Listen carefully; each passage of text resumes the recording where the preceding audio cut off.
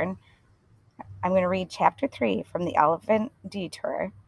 It's called The Place of Many Puzzles, and actually it's Detour of the Elephants. And detour means they exit somewhere. Um, Also, I want you to pay attention to some of the cool things that they bring in to this chapter that you could someday maybe go see, and also an activity that you could do right right now.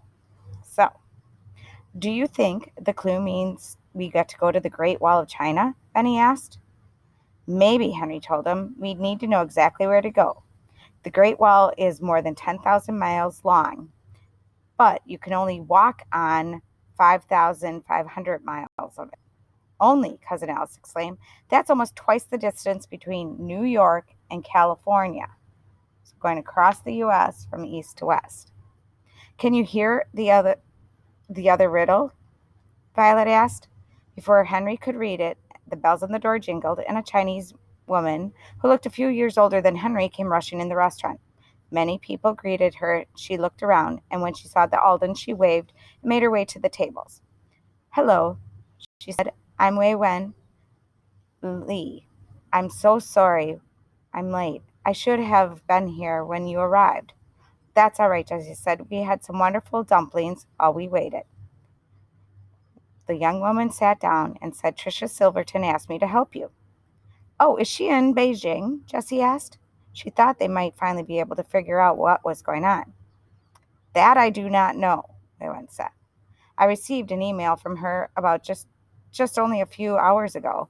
It didn't say anything about her being in the city. After that, a message was delivered, and she looked down at the table and it told me where to go. Well, I'm glad my father gave you some dumplings, as she looked across the table. Did Tricia tell you how we were supposed to be helped by you? Henry asked. I act as her guide when I'm here, and I also translate things. I take many pictures of things throughout the city. Are you good at riddles? Jessie asked. She already felt like they could trust this young woman. Oh, I love riddles, Wei said. Good, because we have one for you. Your path will take you on a visit to the 9 dragons near the northern sea. All are fantastic, but only one will help you continue your quest. Find a dragon that is the color of the sky right before the sun rises. There are two, but only one is roaring. Count from the right to find this place in line. Then find the smallest of the streets that matches that place. Your next puzzle awaits you in a place of many puzzles. Ewen laughed. I see why Tricia asked me to help. I showed her that spot in the riddle. It's a place called the 9 Dragon Wall. I will take you there. What's the best way to get there? Oh, there's too much traffic today, so we will take bicycles. There's a rental shop just down the road from here. Fun, Sweetie said. I knew this was going to be a good time. I think Cousin Joe and I will go back to our hotel, use the house. We're tired of traveling. Suli, you can go with them. Yay, Suli cried. I'm not a bit tired. We'll see you back at the hotel then. Ewan told Cousin Joe where they were going, and then she took the children to a bicycle rental shop. Soon they were on their way through the busy streets. The park wasn't far from the restaurant. It was full of large pathways, food stands, and people. There was a lake in the middle of the park with many boats. What are these pretty trees called? Violet asked as they rode along. Pink flowers were just opening on the trees lining the path. Those are plum trees. Many fruit trees grow here when the park was full of the imperial gardens. That was back when China was ruled by emperors and empresses. The 9 Dragon Wall is ahead. See those bright colors? They came in front of a long tiled wall that had 9 vivid dragons on it. Each was bigger than a person. The dragon was like the dragon on the stamp, and none had wings. They all had long bodies and tails. That is the most beautiful wall I've ever seen, Jessie said. Oh, I love all the colors, cried Violet. The dragons are a little scary looking, Benny said. Don't be afraid of them. Dragons in China are symbols of strength and good luck. They look fierce because they're supposed to be powerful. Look, there are smaller dragons all around the edges. Oh, there are to be 635 dragons total if you count all of them on both sides, Waylon said. I tried to count lost track long ago. Why was it built? Henry asked. Was it part of a building or something? No, it was just part of the Imperial Gardens. Apparently, there is one in Chicago, in your country, that's a smaller version of this. The one here is 100 feet long and 20 feet tall. Have you ever seen the one in Chicago? Wei Wen asked. No, Jessie said. I've never heard of it, but now that I know it's there, I would like to see it. You'll have to come visit us, and we can go together, Violet suggested. Yes, and you can take pictures of it. I may do that, Wei Wen said. I'd love to take pictures all over the United States. These dragons look like they are swimming, Suli said. Some of the tiles showed waves underneath the dragons. Oh, they are, Wei Wen said. Chinese dragons are thought to have control over all types of water, rain, lakes, rivers, and oceans. That's why I think they are often shown with pearls, and pearls are found in the ocean. Henry pulled the riddle out of his pocket. I'm glad we got to see this. It's only the first part of the riddle. So he read the next part.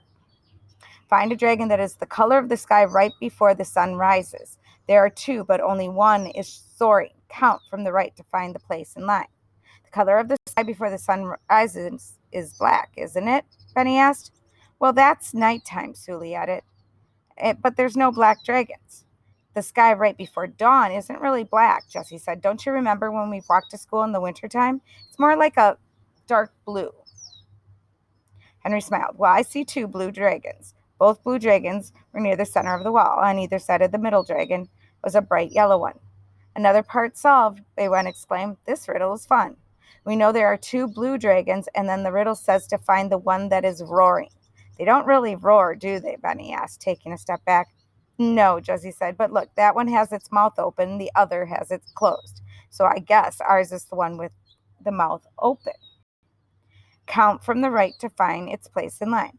Violet counted. The roaring blue dragon is fourth from the right. The next line of the riddle is confusing, Henry said. Then find the smallest of trees that match that place. I suppose that means something has to do with matching the word fourth, but I don't understand the smallest of streets. I said trees. Streets that match that place. What is the smallest of streets? Violet asked. Oh, it's a lane, Jessie suggested, or a path, but that's not a street. How about an alley? That's it, Wei Wen said. There is a street near here named Fourth Alley. What about the last line? Benny asked. Your next puzzle awaits you in a place of many puzzles? Do you know what that means? He asked Wei Wen. I don't, but once we're there, we could probably figure it out. They hopped back on their bikes and went to Fourth Alley. The street was full of shops, restaurants, and coffee shops. They got the bikes, drove down. Everything seemed to be. Benny stopped in front of one small shop. Is this a toy store? He asked. The windows were full of small, colorful toy animals made of cloth and some wooden items. They looked like blocks glued together. Violet wondered what animals these toys were supposed to be. You found it, Benny. This isn't exactly a toy store. It's a puzzle store, she translated. The sign on the front, it says 3 Tigers Puzzles. The wooden pieces in the window are called wood knots. You take them apart and try to put them back together the same way. Wei Wen is right, Henry said. Your next puzzle awaits you in a place of many puzzles.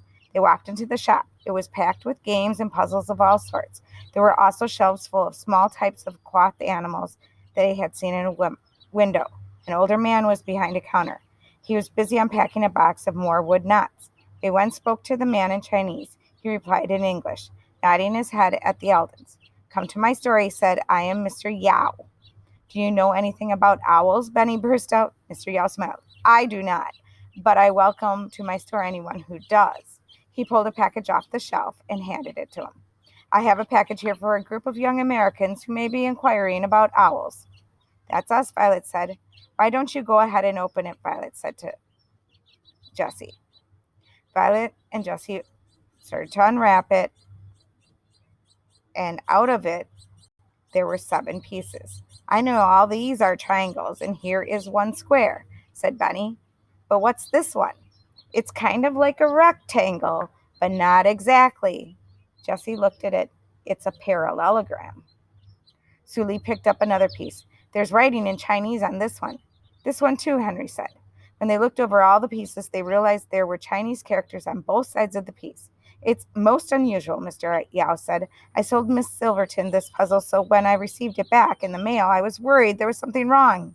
Instead, it had a note enclosed asking me to hold it for some friends of hers who could inquire about an owl. I can read the characters for you, Wei Wen said, if you put the puzzle together in the right way. Well, I don't see how this is a puzzle, Benny said. The pieces don't have pictures on them. This is a different kind of puzzle. It's called a tangram, and people use it to make shapes, Mr. Yao explained. Each piece is called a tan. It's very popular here. He motioned to a display shelf. And on this, you can see a picture of them and the puzzle piece. It was full of puzzles just like the one the Aldens had. Tangrams first became well known in China during a period in history called the Tang Dynasty. That was more than 1,000 years ago. Each tangram can make many, many shapes depending on how you arrange the pieces. The easiest one is the rectangle, Wei Wen said. She quickly arranged the pieces so they made one big rectangle. Can you read the words now? Henry asked. Wei Wen leaned over. No, it's just random characters. You should try a different shape, though it will take a very long time to try all the shapes. We need to open the envelope, figure out what to do next, Henry said. I'm sure there's another riddle in it. So, that's the end of that chapter. My challenge to you is to make some shapes with your tangrams that are, I believe, on page 335A. There is one of the rectangles, and I show it on the spring break slide. That rectangle in your math packet on page 335A is a set of tangrams that they received in wood. Here's this paper. You then are going to listen to Father Tang's story, and there will be many examples of shapes you can do. So try it out, have fun with it, and take a guess on what shape or animal the children will need to make to read. Now, there's an animal that has been said over and over in this story. I can think of two possibilities, but my gut's going to the one that's been mentioned throughout all the stories. So we'll find out. Till next time, readers.